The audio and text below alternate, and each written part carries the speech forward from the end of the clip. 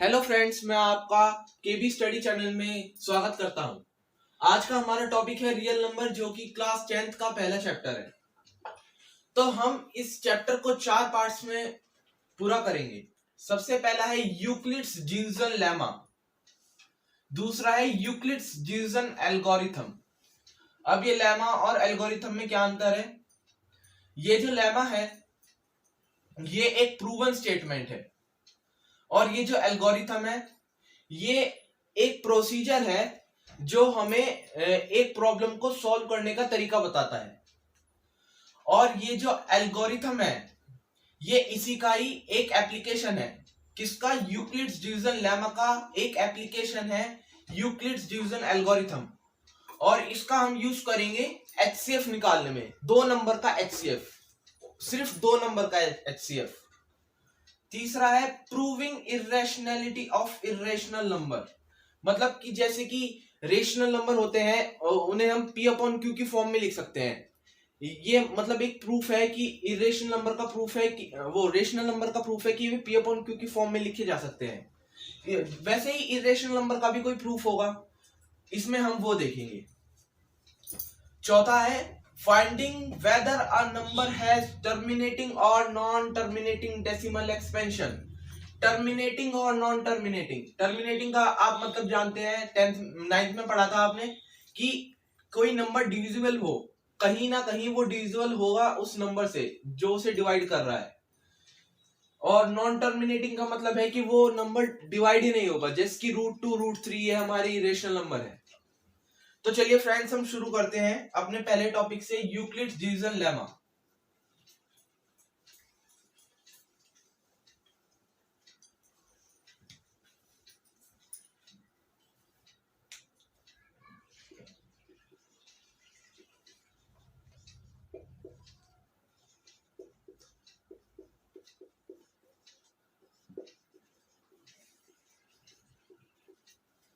तो क्या आपने सोच लिया कि यूक्लिड्स डिवीजन लेमा क्या है? मैं आपको बताता हूं।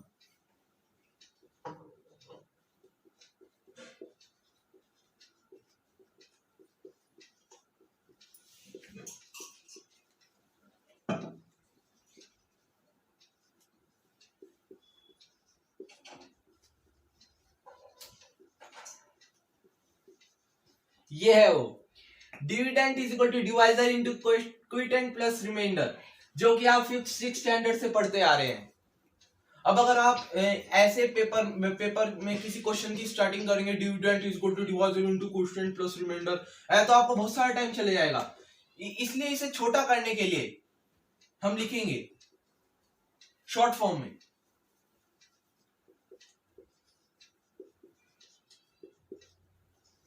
ए is equal to B Q plus R. अब ये ए और बी क्यू आ गए, डी और डी क्यों नहीं? क्योंकि डी और डी सेम है, डी आई वी सेम है ना, तो हमने इसलिए यहां पे ए और बी डाल दिया। और अब ये ए और बी क्या है? ए और बी है पॉजिटिव इंटीजर।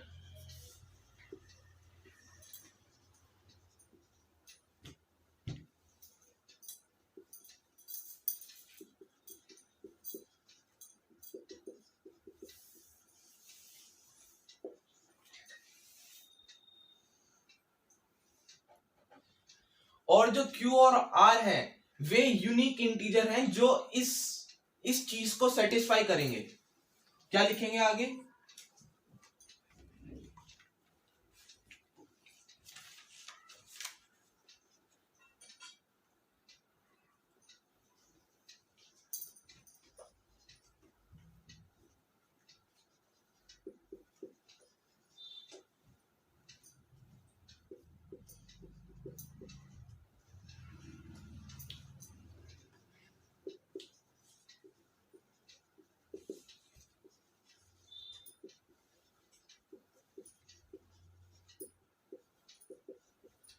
अगर आपसे पेपर में लिखने को आए कि यूक्लिड डिवीजन लेमा की स्टेटमेंट क्या है, तो आप ये लिख के इसे डब्बे में बंद करें और अगली लाइन से ये लिख दें, A and B are positive integers and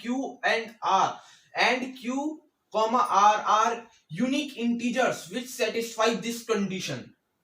ये है। अब ए क्या है? ए है हमारा डिविडेंड, बी है डिवाइजर, क्यू है क्विटेंट, आर है रिमाइंडर। तो दोस्तों आप समझ गए, इसे नोट करिए। नोट कर लिया?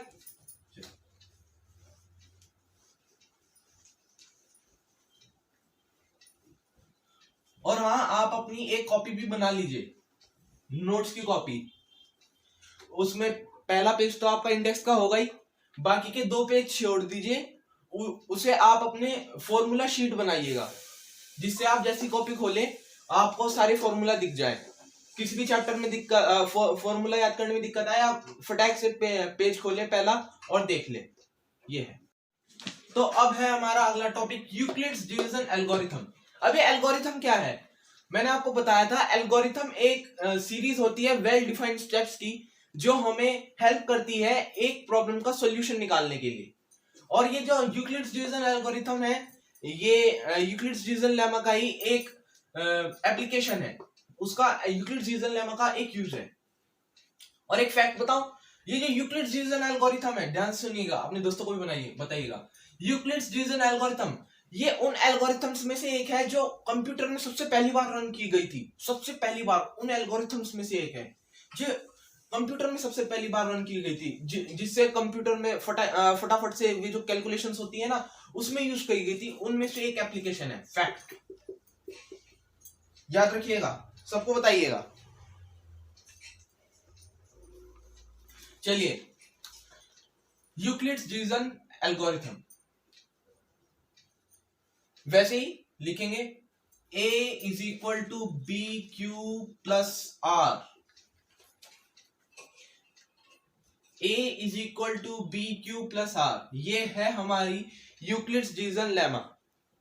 और अब जैसे कि आप जानते हैं, हम इसका यूज करेंगे एचसीएफ फाइंड करने में कुछ नंबर्स का। एचसीएफ कैसे फाइंड करेंगे? जैसे कि मैंने 2 नंबर ले लिए,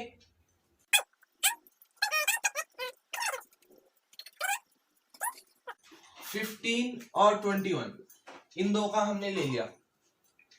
देखिए 15 बड़ा नंबर है, हम इसे यहां लिखेंगे। 21 डिविडेंट हो गया, 15 डिवाइजर हो गया, क्विटेंट पता नहीं, क्या करेंगे? 15 1 जा 15, 15 टू 30 हो जाएगा। 15 1 जा 15, 21 में से 15 का 6, तो रिमाइंडर यहां रिमाइंडर लिख दिया। अब क्या करेंगे? ये मैं जैसे कि मैंने बताया था, ये एक प्रोसीजर है। तो जब तक हमें 0 नहीं मिलता, हम क्या प्रोसेस फॉलो करेंगे? जो यहाँ पे हमारा डिवाइजर होगा उसे हम अगले स्टेप में डिविडेंड बना देंगे, जो रिमाइंडर होगा उसे हम डिवाइजर बना देंगे। इसकी जगह यहां नीचे लिख देंगे 6, ये हो गया। और हम इसे तब तक करते रहेंगे जब तक हमें रिमाइंडर 0 ना मिल जाए। तो अब देखेंगे, 6 2 जा 12 इंटू 12, 15 में से 6 का 9, वही प्रोसीजर फिर से 6 9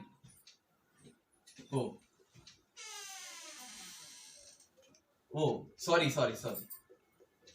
हाँ, 6 इंटू 2, 6 2 जा 12, 15 में से 12 गए तो क्या बचा? 3 बचा। तो 3 अब हमने यहां लिख दिया। 3 इंटू 2 क्या होता है? 6, तो 0, हमारा 0 आ गया। देखिए 0। तो अब हमारा हाईएस्ट कॉमन फैक्टर क्या होगा? जो लास्ट स्टेप का आखिरी डिवाइजर होगा, जो हमारा करंट डिवाइजर होगा, जो कि हमारा 3 है, यही हो गया हमारा एचसीएफ। डन, एचसीएफ आ गया हमारा। देखिए आपने सीख लिया यूक्लिड्स डिवीजन एल्गोरिथम। क्या बताया था? ये एक सीरीज है वेल डिफाइंड स्टेप्स की, जो हमें हेल्प करती है किसी प्रॉब्लम का सॉल्यूशन निकालने की। देखिए प्रॉब्लम का सॉल्यूशन यही था एल्गोरिथम,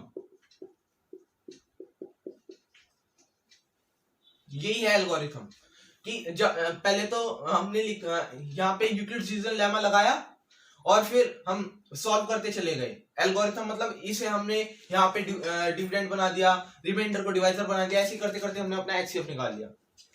तो फ्रेंड्स यही आज का टॉपिक था। अब हम कुछ प्रैक्टिस क्वेश्चंस करते हैं, ऐसे उठा लेंगे कुछ क्वेश्चंस।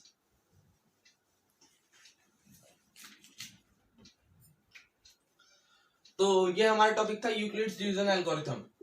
तो हम इसमें अपनी स्क्वायर टाइल ढूंढेंगे, मतलब बेसिकली हम इसमें स्क्वायर बनाते चले जाएंगे और जब आखिरी में हमारे पास कुछ नहीं बचेगा स्क्वायर बनाने के लिए, वो जो जिस लेंथ का वो स्क्वायर होगा, चाहे वो 2x2 का स्क्वायर हो, 3x3 का स्क्वायर हो, 4x4 का स्क्वायर है, मतलब जो जिसके आखिरी में ऐसे यहाँ पे कुछ ना बचे आगे, मतलब कि ये फिल हो जाए, आखिरी में जो हमारा स्क्वायर बचेगा और जो उसकी लेंथ होगी वही हमारा HCF होगा और यहाँ पे हमारा HCF 3 आएगा। आप देखिए मेरे साथ। तो अभी हम 24/15 का जो ये रेक्टेंगल है, हम इसमें से स्क्वायर कैसे बना सकते हैं आप बताइए।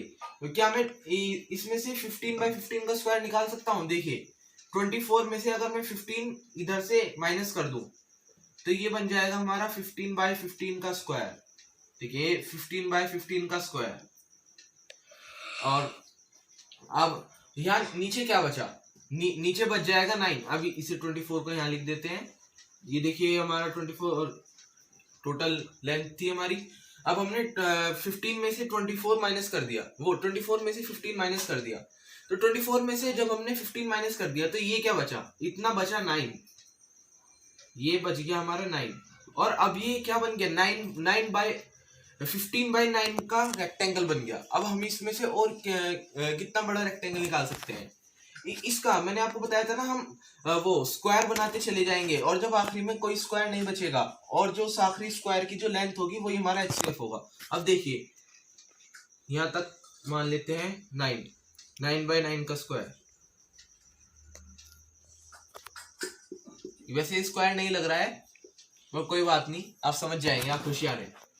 तो ये बन गया हमारा 9/9 का स्क्वायर, 9/9। अब 15 में से 9 गए, ये क्या बचा? 6। यहां बचा 6 और ये बचा 9, तो ये बन गया 6/9 का स्क्वायर, वो रेक्टेंगल। ये बन गया हमारा 9/6 का रेक्टेंगल। अब हम इसमें से और कितना बड़ा स्क्वायर बना सकते हैं? इसमें भी स्क्वायर बन सकता है। देखिए 6/6 का स्क्वायर बन सकता है। हमने मान लिया ये ये बन गया हमारा 6/6 का स्क्वायर। तो जैसा कि हमने कहा था, हम इसमें 6/6 का एक रेक्टेंगल निकाल लेंगे, रेक्टेंगल स्क्वायर, सॉरी, ये आ गया हमारा 6/6 का। अभी यहाँ पे भी बचा है, ये क्या? यहाँ भी बचा है, यहाँ है 6, ठीक है, 3/6 का एक रेक्टेंगल अब भी बच गया। कोई बात नहीं, हम इसमें से 6 में से 3/3 के 2 स्क्वायर निकाल सकते हैं। ये भी वैसे अभी स्क्वायर नहीं लग रहा, कोई बात नहीं। 3/3, 3, ये भी 3/3, ये भी 3/3, मतलब हमारा HCF क्या आ गया? 3। यहाँ भी हमारा HCF क्या था? 3। मतलब कि उस स्क्वायर टाइल की लार्जेस्ट साइड होगी 3, जिससे हम इसमें उन स्क्वायर टाइल्स को इसमें फिल कर सकते हैं। 3/3 की भी टाइल्स होंगी। तो फ्रेंड्स इतना ही था। अगर आपको मेरी वीडियो अच्छी लगे तो आप इस वीडियो को लाइक कीजिएगा और मेरे चैनल को सब्सक्राइब कीजिएगा। और ऐसे ही वीडियो देखने के लिए, डायग्राम फॉर्मेट में समझने के लिए, दिमाग में बात को अच्छी तरह फिट करने के लिए और नए नए फैक्ट जानने के लिए आप मेरा चैनल यानी कि KB स्टडी जरूर सब्सक्राइब कीजिएगा। Thank you.